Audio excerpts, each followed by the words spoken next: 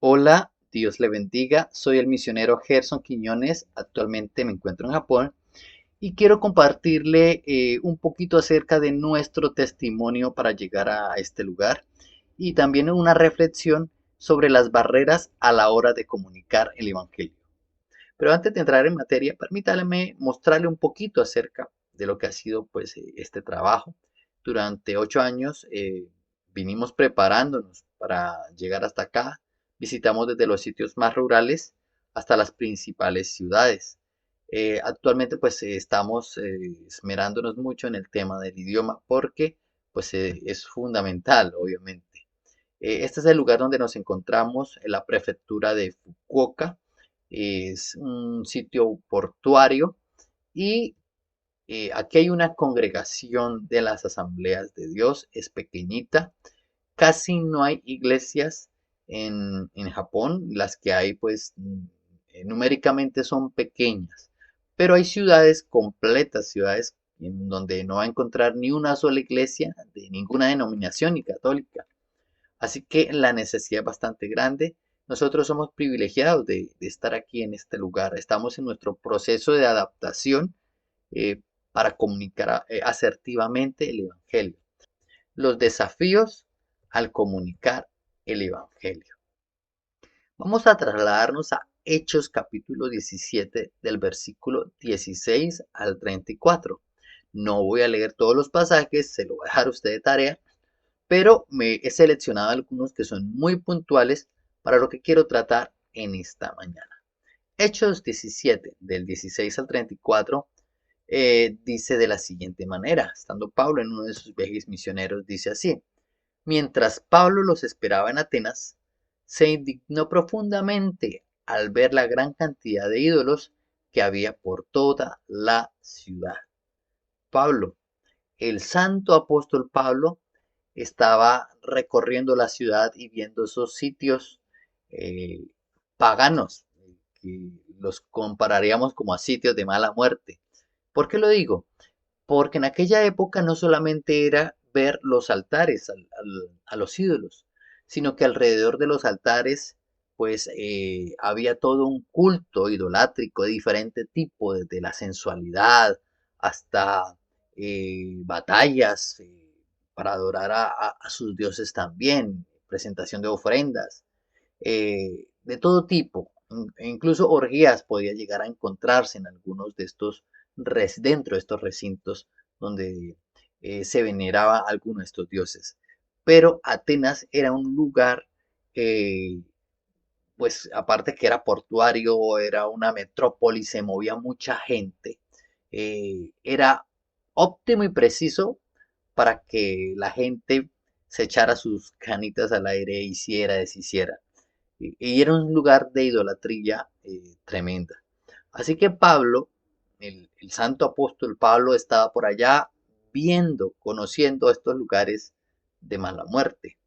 Eh, pero un detalle bastante importante, dice que se indignó profundamente. Reina Valera menciona que su corazón enardecía. Así que Pablo veía esta situación y, por decirlo de cierta manera, un poco impotente, eh, se daba cuenta de las cosas que estaban ocurriendo. Pero Pablo no solamente se encontraba mirando estos sitios paganos, iba al otro extremo, a los lugares religiosos. Iba a la sinagoga para razonar con los judíos y con los gentiles temerosos de Dios. Entonces, este es el otro extremo. Se va al lugar de la sinagoga, pues donde va a encontrar a los religiosos, sobre todo fariseos.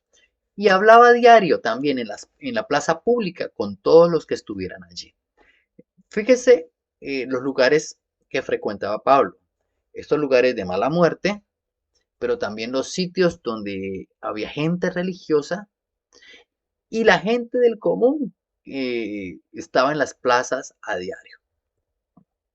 Entonces los llevaron al Concilio Supremo de la ciudad. Ven y háblanos sobre esta nueva enseñanza, dijeron.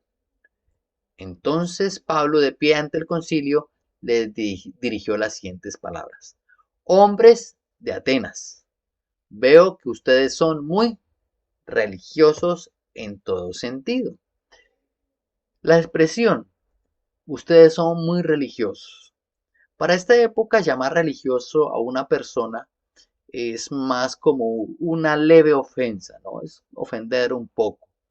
En aquella época, pues los religiosos eran consideradas las personas más cultas, tenían muchos dioses, pues debía conocer de dioses. Los judíos y los cristianos eran considerados personas incultas porque tenían un solo Dios.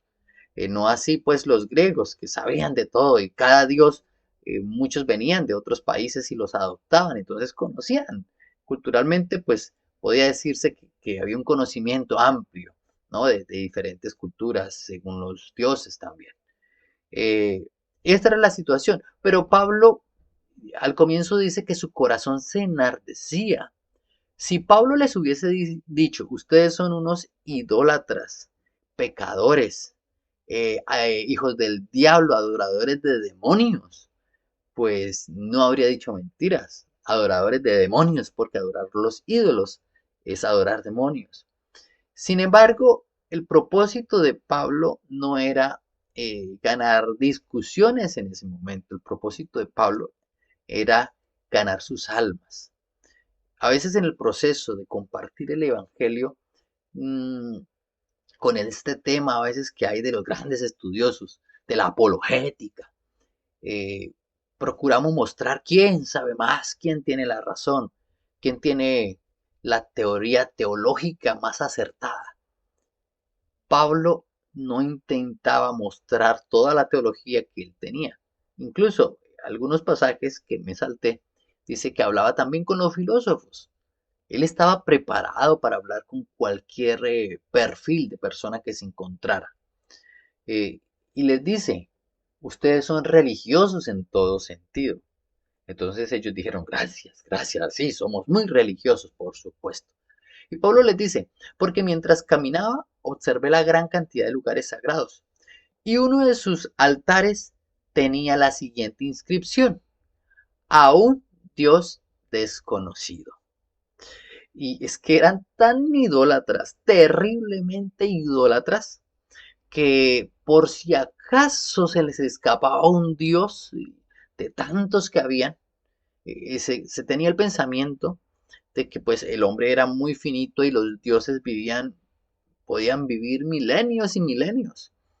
Entonces no era posible que los hombres llegaran a conocer todos los dioses y como cada situación que vivían, el mar, la fertilidad, el clima, todo tenía su Dios, ellos procuraban adorarlos a todos juiciositos, pues para que ninguno se disgustara y de pronto no fuera a caerles algún mal.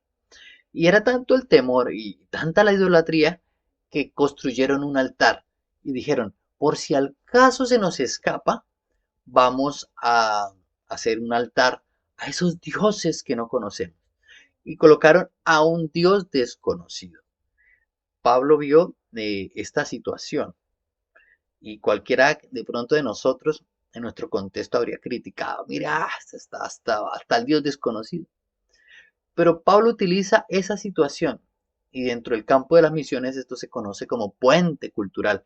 No solamente se aplica en el campo misionero, en las ciudades. Hay puentes que nosotros tenemos que trazar con los niños y a veces he visto personas que pretenden que los niños entiendan como entiende un adulto.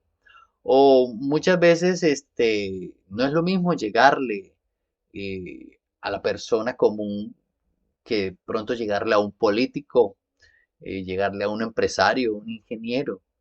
Las afinidades son bastante importantes y es importante nosotros poder hacer puentes, dejar a un lado pues nuestros gustos personales, qué me gustaría a mí, cómo me gustaría que me hablara y pensar en el oyente, el que necesita escuchar el evangelio, hacer puentes, trazar puentes que podamos cruzar, porque lo que va a cruzar es la palabra de Dios. Así que aquí Pablo, viendo esta situación idólatra, perversa, pagana, Pablo toma este altar que es de gente pagana y pecadora. de gente idólatra que adora demonios.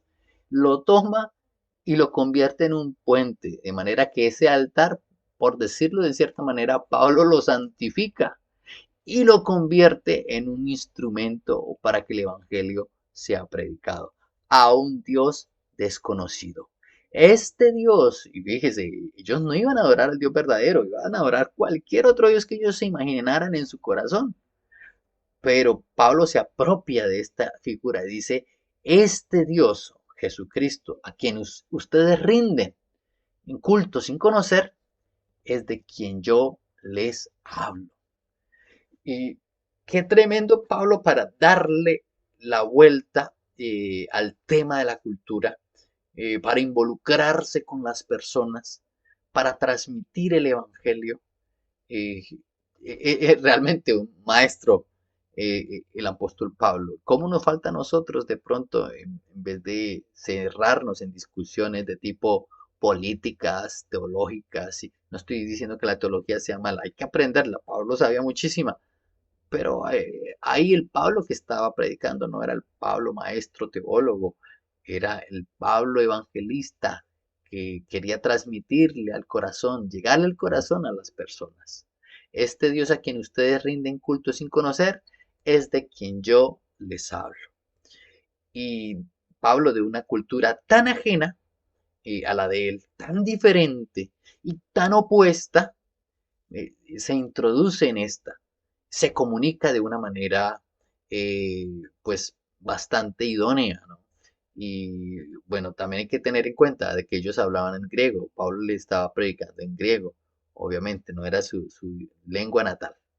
Pero usted habla español y le queda mucho más fácil. Así que vamos a encontrarnos con diferentes situaciones y barreras que nosotros tenemos que transmitir. Y cuando hablamos del lenguaje, no estamos hablando simplemente del idioma, de usted ser conciso, de que lo entiendan. Más importante es no solamente que el mensaje sea entendible, que eso debe ser lo básico, sino que también llegue a la persona. Y cuando hablamos de lenguaje estamos hablando del aspecto corporal. Usted puede estar haciendo mala cara y hablando del amor de Dios. Entonces el mensaje que está transmitiendo con sus labios pues lo está desmintiendo con su rostro. El lenguaje espacial. Si usted dice a una persona que el amor de Cristo, pero le mantiene como cierta apatía, distancia, pues eso también se va a reflejar. Contacto visual, de que verdaderamente lo que hablo es importante, por eso estoy interesado en que conozca el Evangelio. El contacto físico aquí en Japón es un problema el contacto físico porque es cuestión de, es una cultura de mucho respeto, pero hace falta porque, un ejemplo claro, las madres no abrazan a sus hijos. Es muy raro. Un misionero hizo una actividad con una piñata mostrando la cultura mexicana y en uno de esos ejercicios en el que estaban felicitando a las madres, pues hicieron que los hijos abrazaran a las madres y ellas quedaron así, no sabían qué hacer. La importancia del contacto físico también, ¿no? De manera santa y piadosa, por supuesto. Sí. La forma de vestirse también según la ocasión, el momento. Nadie va como un payaso a un funeral, ¿cierto? O usted no va de pronto como eh, a una reunión informal o de playa o de piscina en saco y corbata, pues sería como absurdo. La forma de vestirse dice mucho según el momento y la ocasión. Y pues está también la lengua y el idioma. ¿Cómo nos estamos comunicando? ¿Cómo le estamos llegando a los jóvenes? ¿Sabía usted que hay muchos jóvenes que son bastante introvertidos? Es muy difícil sacarle las palabras. Pero cuando usted se conecta por estos benditos sistemas que muchos han satanizado, el diablo, y pues esto es como un cuchillo, ¿no? Puede preparar eh, fabulosas recetas, le quedan geniales, o puede ser un peligro también, ¿no? Pero a través de esos dispositivos es que ellos se conectan, hablan, a través de pronto de jugar una partida de un videojuego con ellos, se abren, comentan, hablan. así como usted en una cafetería hablando con alguien de una manera íntima. La importancia, cómo les estamos llegando a las personas de nuestro contexto. Y pues en nuestro caso aquí en Japón es muy importante usar y aprender el idioma nativo para transmitir el evangelio. Yo no voy a obligar a los japoneses a aprender español para que lo tengan que escuchar en mi idioma y para que para mí sea mucho más fácil. La importancia del idioma nativo, porque es a través de este idioma que se transmiten las emociones y los pensamientos. Cristo transmitía emociones y pensamientos. No quiere decir que vamos a vivir de emociones, hay que ser emocionalista, hay que hacerle sacar la lagrimita. Pero Dios nos hizo así. Dios también es emocional porque Dios también se contrista, se goza, llora, se enfurece. Somos hechos a imagen y semejanza de Dios. Es importante que el mensaje toque las fibras del corazón, toque la razón y los pensamientos, y el que hace la obra es el Espíritu Santo. Para nosotros ha sido una lucha bastante grande porque el idioma japonés es un poquito complicado. En el español tenemos 27 letras. Bueno, aquí hay 46 caracteres básicos del hiragana porque tienen mezclas y genera como 96. El katakana tiene 46, hay mezclas y genera 96. Y están los kanjis que son los más difíciles, son 2136 caracteres mínimos. Si usted va a hacer un contrato de arriendo, cualquier situación, kanji a la lata, y la idea es entenderlo. Desarrollar un folleto bonito, atractivo y con un mensaje correcto, pues va a necesitar esto. O paréntesis, petición de oración por el idioma. Sí ha sido un poco duro, ya siento que nos hemos soltado un poquito más, pero es duro, por favor, ayúdenos a orar. Cierro paréntesis y seguimos con eso. Entonces, esa es mi barrera, ¿no? Pero usted no tiene esa barrera, qué bendición. Usted no tiene esa barrera en Colombia. Muy diferente. Dios me ha permitido a mí en Colombia compartir, enseñar, predicar, disertar sobre el Evangelio. Y aquí me siento como un tonto, como un niño que no puede transmitir las cosas más básicas y más sencillas. Afortunadamente usted no tiene ese problema. Y en la cultura siempre vamos a encontrar dos aspectos, ¿no? El explícito, lo que se muestra, y lo implícito, lo que no se muestra. Eso ocurre también en Colombia, aquí lo llaman tatemae, ¿no? Que siempre tratan de mostrarse bonito y todos felices. Eh, pero sea cualesquiera la cultura, esta situación siempre nosotros la vamos a vivir. Lo importante a veces es romper un poquito la formalidad también y pues poder llegar al corazón de las personas, no solamente que responda la respuesta ideal, si cómo está bendecido por el Señor, aleluya, la respuesta idónea, ¿no? Porque siempre tenemos dos respuestas, la ideal y la real. Y las personas a las que les compartimos también tienen sus respuestas ideales. Eh, en este proceso de comunicación, de llegar a la cultura, muchas veces nos conformamos con que la gente adopte cierto comportamiento, como el caso de los niños en la iglesia. Párese, alce las manos, cante. Y el niño, para evitarse torcidos, pues aprende a hacerlo de una manera automática. Llega a la edad de la pubertad y ya no quiere saber nada de la iglesia y del evangelio, porque simplemente lo entrenamos para un comportamiento. Ay, tan juicioso, qué bonito, pero cuando crece ya no quiere nada que ver con las cosas de Dios. Muchas veces nosotros nos preocupamos es por la acción de las personas. Logré que fuera a la iglesia.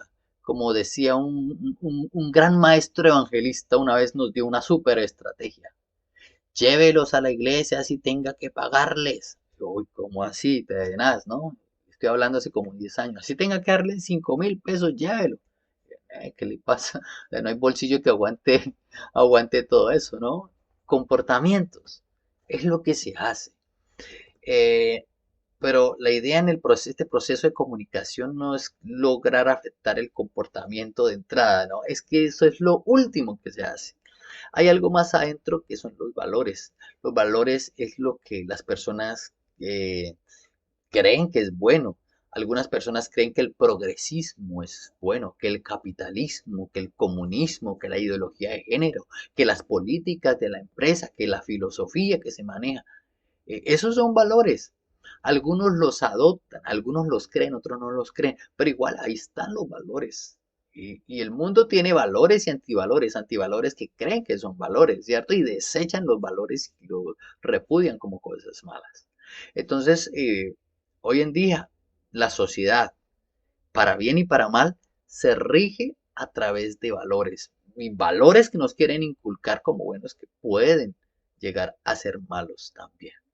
Pero más allá de los valores, sí, estos son los valores por los cuales se rige esta institución, se rige esta empresa, se rige esta familia, se rige esta comunidad. Más allá de eso, usted los adopte o no los adopte, hay que llegar a las creencias también. Las creencias es como la aceptación de la verdad.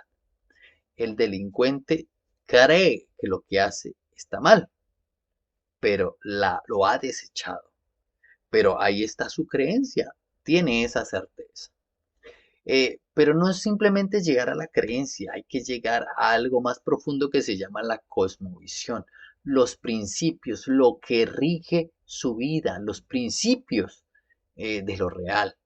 He conocido personas que no son muy santas, pero ya en el momento de pensar en un aborto, en abandonar el cónyuge, la familia, ya lo piensan dos veces y no, terrible, no es posible. Sí, yo me he hecho mis pocholas el fin de semana y ay, llego entonado, eso, pero abandonar a la familia, dejarla desamparada, jamás, nunca, porque hay principios que están bien fundamentados, que son lo que es real para ellos, es la cosmovisión.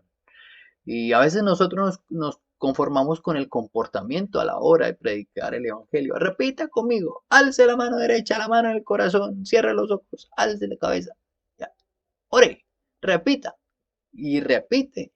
Ah, gloria a Dios, se convirtió. Qué bien. Comportamiento, no.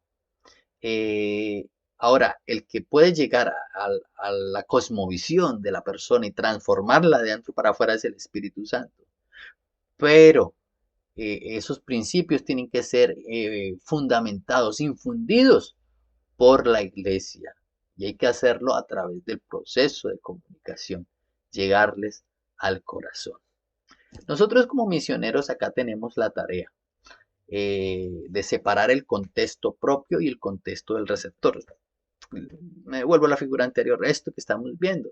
Comportamientos, que si tengo que usar falda, que tengo que usar aretes, que cuáles son los ritos que se deben, que si primero las canciones y luego la predicación o la predicación y las canciones.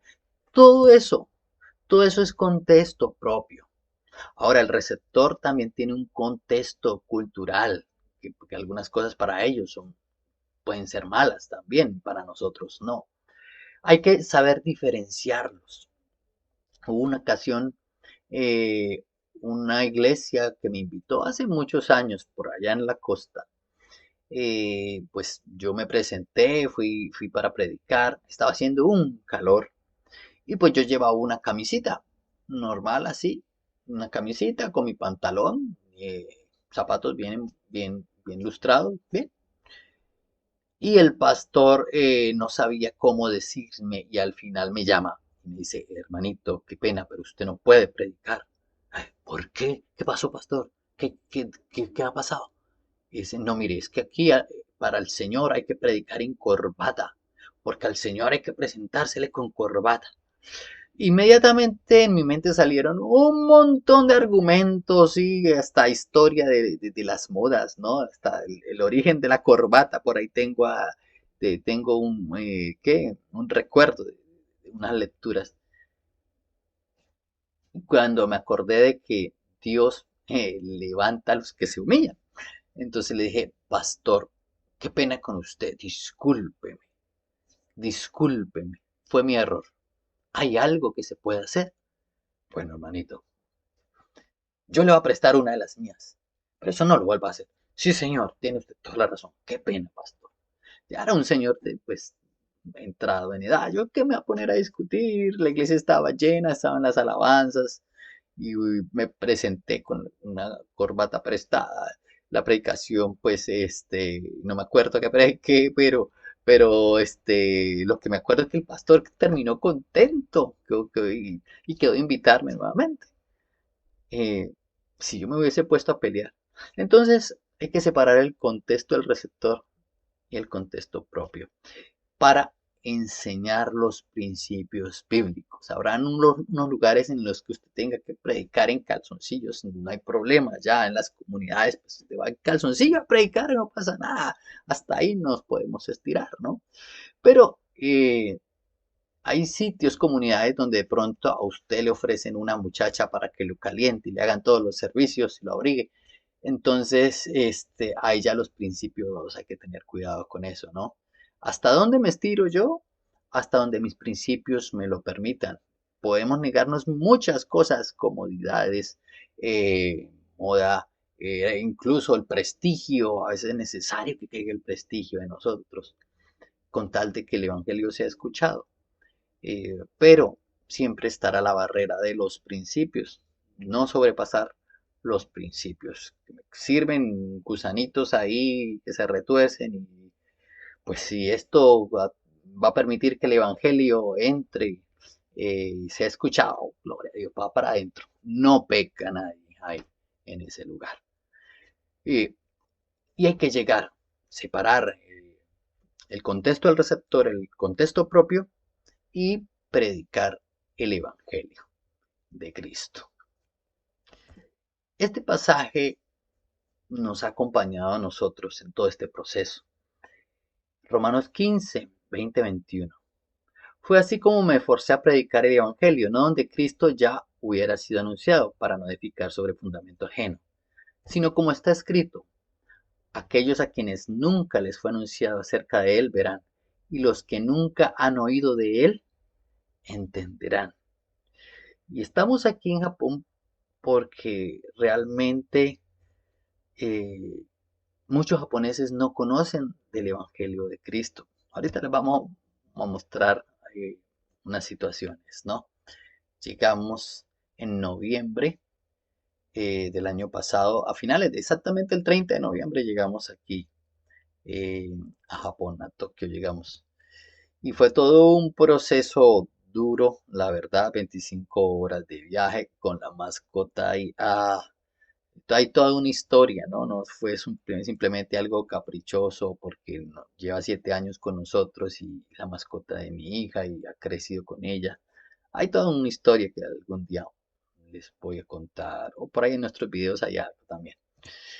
Llegamos a Tokio y nos perdimos el tren, no llegamos pues son tan puntuales, pero nosotros con todo ese montón de maletas de aquí para allá, y yo confiado en que las estaciones, al igual que en Colombia, pues están abiertas 24 horas. Y, oh sorpresa, la estación de Tokio la cierran a las 12 de la noche y la abren a las 4 de la mañana. Y no puede ser, y nos tocó quedarnos afuera con maletas. Dios santísimo. Sí, en la primiparada, no saber. Perdimos el tren, no pudimos tomar otro, tomamos el del día siguiente. Y bueno, gracias a Dios llegamos. Y bueno, un trayecto de 7 horas aproximadamente para llegar.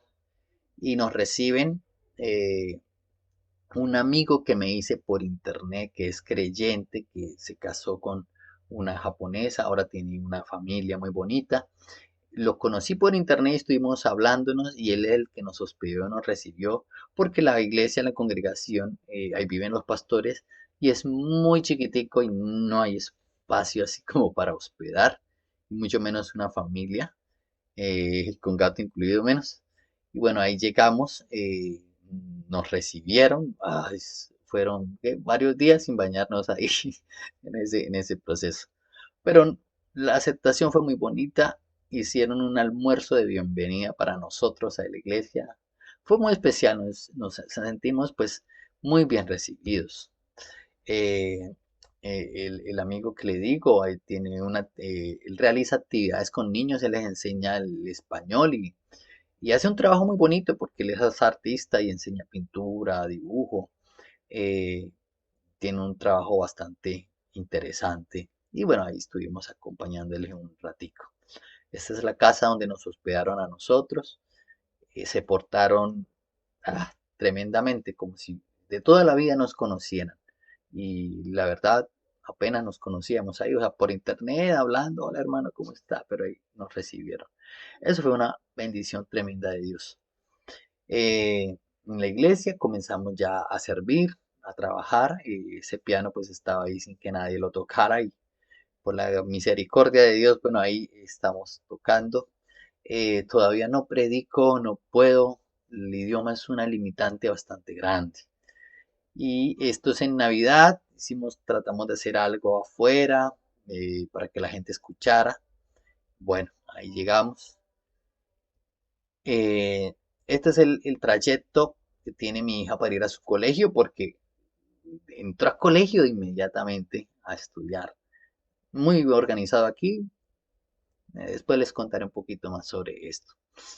Y ese es el trayecto, allá va a estudiar. Pero lo interesante y lo curioso es que eh, todas las ciudades le ponen un profesor de respaldo a los niños extranjeros. Generalmente es en inglés. Y la profesora que le correspondió a mi hija habla español porque estuvo en América Latina una temporada. Y eso es un caso de uno en mil. Muy curioso, pero Dios fue muy bueno con mi hija en ese sentido. Luego fuimos entendiendo por qué. ¿Por qué? Fíjese que yo tengo un poco de frustración por las limitantes del idioma. Aunque lo he venido estudiando, realmente cuando usted va a hablar y sin Colombia, con las diferentes jergas y acentos, se confunde uno, imagínese usted acá. Y la verdad, sí estaba un poco frustrado por el tema, por no poder hacer más, por ser como un tonto, ser como un niño pequeño a la hora de comunicarme. Mi hija pues entró a estudiar, le ha ido muy bien, le ha tocado duro a ella, eh, pero va avanzando bien, pues porque todo el día ellos entran en la mañana, almuerzan en el colegio y salen en la tarde. Todo el día está relacionándose con niños de su edad y está hablando, está escuchando el japonés. Y en la clase de inglés preguntan, ¿quién es su héroe? Entonces unos niños pues dan algunos nombres y artistas, personas respetadas históricas aquí de Japón. Y mi hija responde, Jesucristo. El dato que quiero darles es que los niños de Japón no sabían quién es Jesucristo. Nunca habían escuchado su nombre. Aquí no hay ni catequesis ni nada así por el estilo, solamente se enseña la evolución y ya. Eh, la profesora sabía de Jesús por el Jesús histórico, pues porque es profesora y conocimiento de la cultura universal. Pero mi hija habla acerca de Jesucristo y comienza a mencionar un poquito y los niños comienzan a mencionarlo. Eh, Esto dio pie para que los niños comenzaran a indagar un poquito más acerca de Jesús. Y esta no es la única vez. Ya van 3 veces que mi hija eh, toma la oportunidad para hablar de Jesús. En una ocasión dibujó una cruz allá en el patio y los niños comenzaron también alrededor de ella a preguntar. Y en otra ocasión hizo un dibujo. Así que no fue algo programado, no fue algo que nosotros le impusimos a ella, salió de una manera natural. La obligación que sí hay en la casa es sí o sí en las noches devocional familiar, eso no es negociable. Las noches, todos y cada día ora una persona diferente y si estamos muy cansados solo oramos, si estamos bien con el tiempo leemos la palabra y reflexionamos un poquito y a veces hasta nos extendemos y hay devocionales que son bonitos, hay devocionales que está uno que ya se va para dormir, pero eso no falla nunca. Y vemos que durante todo este proceso eh, la fe de mi hija es auténtica. Tristemente yo he conocido muchos niños, incluso niños predicadores, pero a veces es una fe forzada, demasiado forzada, no es natural. Y dentro del Evangelio, dentro de nuestras iglesias, a veces pasa lo mismo. La fe que tengo que mostrar y la fe real. Eh, yo entendí que acá no puedo ir con una fe forzada, o una fe aparente, o la fe institucional. Tiene que ser una fe legítima. Yo creo que tiene que ser la fe que todos como creyentes debiésemos predicar, algo natural, no como el de Movistar que está detrás suyo para que le compre el plan, que eso es supremamente fastidioso de verdad. Pues así ven, muchos ven el Evangelio, no como algo legítimo que sale del corazón, que es una convicción propia que arrastra. Y esto a mí eh, me deja claro de que Dios está haciendo algo, de que Dios está obrando algo. Pero ahora el turno es para usted. ¿Cómo está su fe? ¿Cómo va a trabajar para el reino de Dios? ¿Lo hace usted de manera formal? ¿Solamente le preocupa llevar el invitado a la congregación rápido? Vaya, y el resto haga el proceso de conversión. ¿O forma parte de su vida? Y quiero dejárselo aquí en este punto. Y vamos a pedirle al Señor de que nos ayude para que esas barreras a la hora de comunicar el Evangelio sean rotas. Aquí les hablé de unas barreras culturales, pero podríamos hablar de otra barrera, la que nosotros mismos ponemos. Bendito Señor, gracias, bendecimos tu nombre, gracias por esta oportunidad. Quiero rogarte, Dios mío, que te glorifiques de una manera especial, Señor, en cada persona que esté aquí presente. Bendícelo, Dios mío, Señor, y que este mensaje haga el efecto al cual ha sido enviado. El Señor les bendiga